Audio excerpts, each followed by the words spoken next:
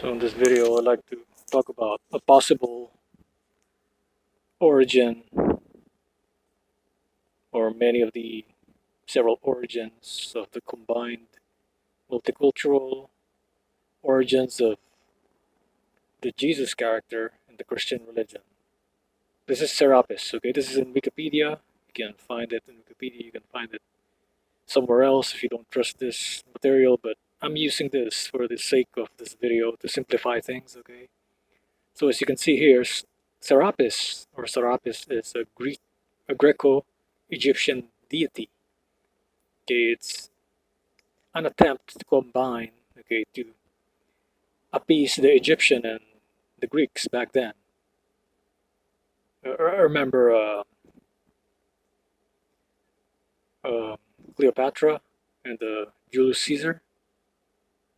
So you see what I'm saying? It's instead of conquering, instead of like fighting each other, they're like, oh, maybe if we, because during that time period, okay, during the Greek and Egyptian uh, period, during the integration, it was like there was like a great fallout that happened due to economic circumstances. Like remember the fall of Rome.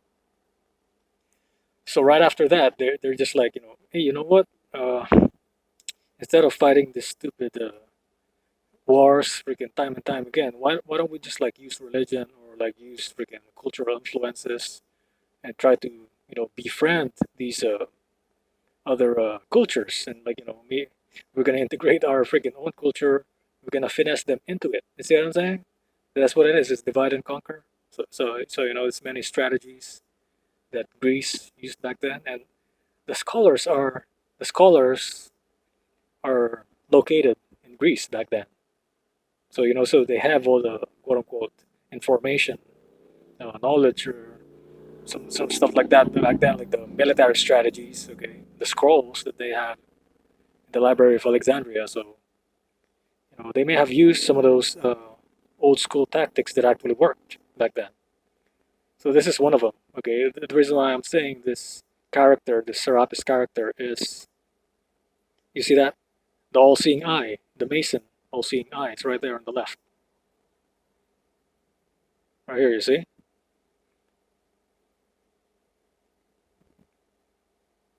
So you see the chevron, the two chevrons, like symbolizing like the Masonic compass, right there, third from the right. Okay, and then the middle part. I mean, the middle part right there. Yes, the middle part is like the Pisces sign. Okay, the Christianity. Remember? So it got all the red flags of Jesus right here. See what I'm saying?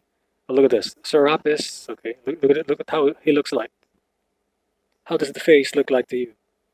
Doesn't it remind you of Jesus? It certainly does. It certainly reminds me of Jesus right here. Okay, Yeshua. Okay, if you're Jewish, Yeshua, because there's no J in Hebrew. Okay, it's Yeshua. So Serapis. Okay, look at this. Serapis was. I'm gonna read this with you. So to make sure I'm not cheating or nothing. I'm reading this to you from Wikipedia. Serapis was depicted as Greek in appearance. Certainly Greek in appearance, right? Just like the Jesus in the Bible. See, remember Jesus wearing that kind of clothing? You see what I'm saying? It's almost like a toga. Okay, Greek in appearance, but with Egyptian trappings. Hmm. Oh, I wonder. Oh. Well, on top here, we just learned that it was a Greco-Egyptian deity. Okay, it served to unite Egypt. See, as a means to unify,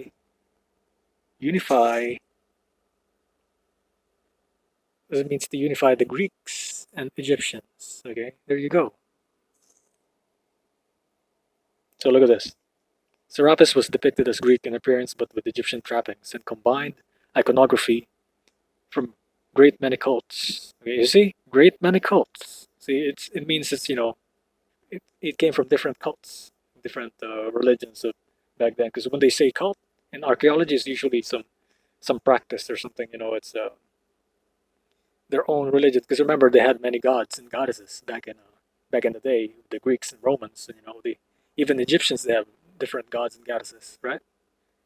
So signifying both abundance and resurrection. Who what does Jesus signify in the Bible? Okay, he turned stone into bread, bruh. He fed, remember the wedding? Abundance, like the wine. He turned the water into wine, bruh. Resurrection, he died and then he resurrected, bruh.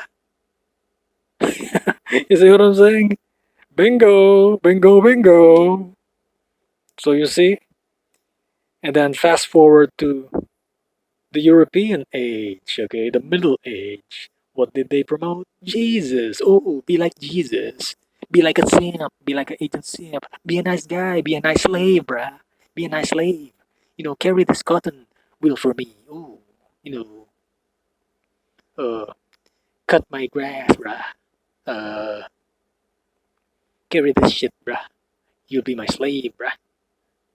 So you see what I'm saying? There is the fucking right here. It's right in front of your face, okay? Right in front of your freaking face, signifying both abundance and resurrection. Who else is abundant and resurrected, bruh? It's Jesus, okay? Jesus. So whether you believe that, Jesus was black or something, or Jewish or something, it's a combined thing. I'm telling you, it's a combined thing, see? That's exactly what Jesus is right here. Look at the face. Exactly who he is, okay?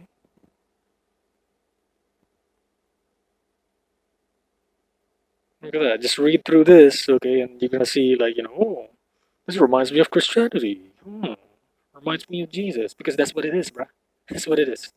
And look at this. The here is the smoking gun right here. In 389, a Christian mob led by Pope Theophilus of Alexandria destroyed the Serapeum of Alexandria.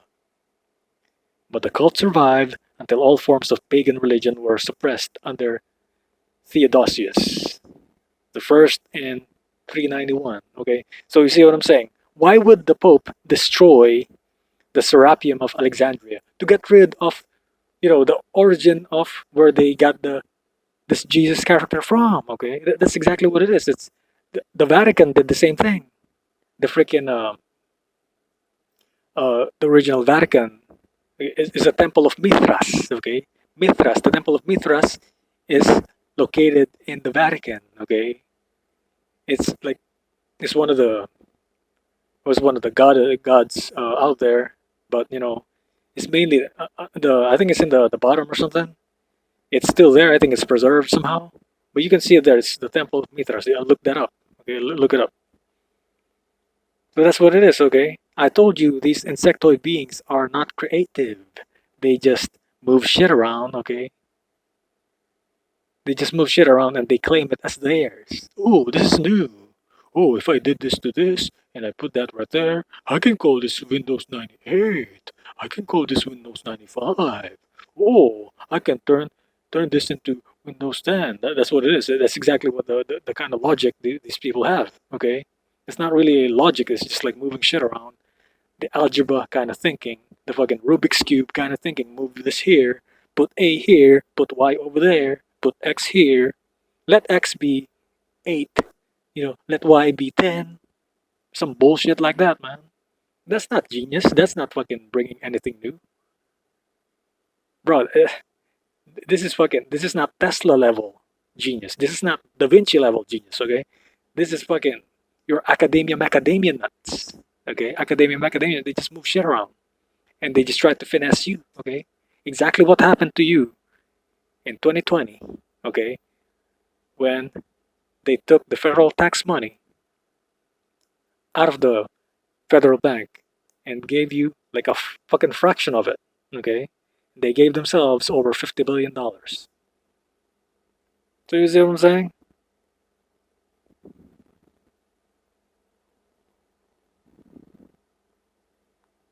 You can read through the history here, but I'm gonna end this video here, and that's it for this video. Peace out.